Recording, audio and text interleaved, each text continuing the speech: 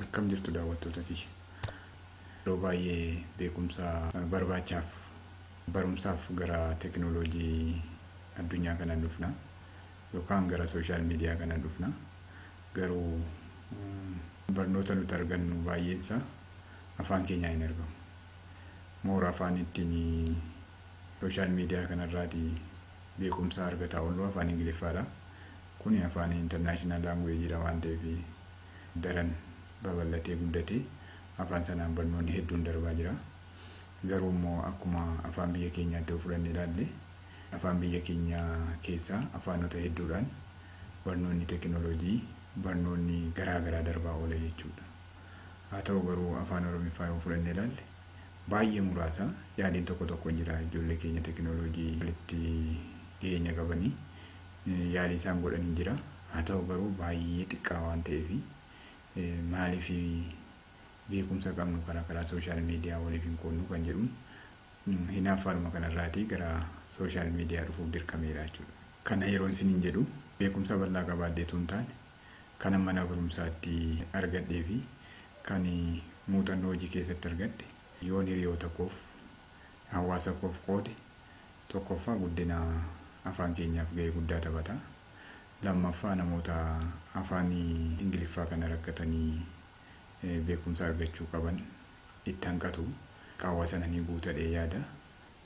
Kunis kan ta'u yoo isin na hordoftanii fi yoo isin barnoota irraa darbu hiriyoota keessaniif qooduudhaan hordoftoota horadheera. Kanaaf namoonni gara fuula yuutuubii kiyya yookaan namoonni tamsaasa kallattii sooshaal miidiyaatiin barnootaan kennu kana argitanii hiriyoota keessaniif qooduudhaan akka na bira dhaabbattanii isiniin jedha. Hojii gara fuulduraatti hojjedhuuf daran akka hamilee ta'uuf yoo isin na hordoftan bal'inaan kanan hojjedhu ta'a jechuudha. Beekumsan qabu kana sooshaal miidiyaa irra kaa'ee dhalootatti kan darbudha. Addunyaa kanarraatii yeroo murtoofteedha kan jiraannu. Wanti nuti garuu dhalootaaf ol keenyu kun dhalootatti darba waan ta'eef akka beekumsa qabnu kana ol keenye dhalootaaf dabarsinuu fi akka na jajjabeessitan isiniin jedha. Kan isin ittiin na jajjabeessitan immoo waan maxxansu kana daawwachuudhaan hiriyoota keessaniif qooduudhaan na cinaa yoo dhaabbattanidha jechuudha.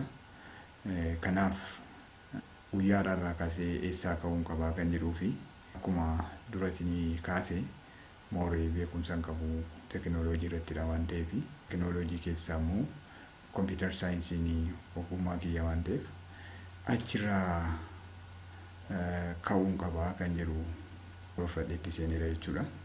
Egaan kompiitar saayinsii keessaa immoo eessaa kaanaa isa jedhuu fi jalqabbiirraa yookaanidha. Jalqabbiirraa sasalphaarraa gara isaa ulfaataatti yoo deemne moorii barnoonni keenyas itti fufiinsa qabaa jechuudha. Kan itti fufuu danda'u sasalphaarraatii beezikii kan ta'eeraatii gara advaansidiitti yoo deemnedha jechuudha. Kanaaf kun immoo maalidha? Namni gara kompiitaraa jalqaba gaafa dhufu ka'umsi isaa maalidha jechuudha. Dura kompiitaraan wal baruudhaa fi itti fayyadamuu kan inni eegalu eessarraati jechuudha. Maayikiroosoft Oofisii irraa eegalaa jechuudha. Maayikiroosoft Oofisii keessaatii Woordii irraa eegalee hamma Aksesiitti Maayikiroosoft Akses yookaan daataabeeziitti kan jiru keessumaa warroota beezik ta'an Maayikiroosoft Woordii, Maayikiroosoft Excelii, Maayikiroosoft Paawerpoointii, Maayikiroosoft Aksesii irratti beezikaalii wantoota barbaachisoo ta'an dookimentii qindeeffachuuf barbaachisoo ta'an kan jedhu tuutoraalii qopheessuu fi saganteeffadheen jira. Akkasumas erga sana fixee booda immoo gara kamitti ce'uun barbaada? Gara piroogiraaming laanguweejii seenuudhaani moor piroogiraaming laanguweejii irratti tuutoraalii qopheessuudhaaf karoora koo keessa jira jechuudha. Kan piroogiraaming laanguweejiin maal fa'i kan jedhuu fi C++ jira, Java jira, Visual Basic jira, PHP jira, HTML laanguweejiin jiru. Egaan baay'ee jiru warroota garuu yeroo ammaa sisteemoota divilooppii godhuuf piroogiraamoota divilooppii godhuuf ga'umsa qaban jedhee yaadu filachuudhaan achirratti tuutoraalii dhaloota kana hin barsiisa jedhee yaadu qopheessuudhaaf sagantaa mataa kiyya waan hin qabuuf namoonni fuula yuutuubii kiyya kanatti dhuftan yookaan sooshaal miidiyaa ani irratti beekumsa kana facaasuu argitanii hiriyoota keessaniif qooduudhaan akkan daran waan an karoorse kana galmaan ga'u akkana deeggartan jecha egaan kan karoorsu namadha kan raawwatu Waaqayyoodha.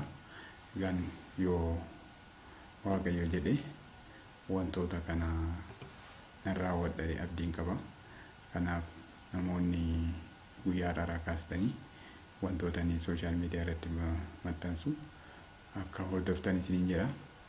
Karaa fuula YouTube kiyya gaafa dhuftan immoo fuula YouTube kiyya subscribe gochuudhaan miseensa erga taatanii booda mallattoo qaacilii irratti cuqaasuudhaanii waan an guyyaa guyyaatti akkaman jedhe kutaa kutaan gadhiisu akkasiin qaqqabuu fi akka irratti cuqaasuun daganne isiniin jedha. Hamma barumsa keenya isa jalqabaa akkaataa kamiin Microsoft Office fe'achuu dandeenya isa jedhuun walitti deebinutti nagaan naa turaa. Horaa bulaa.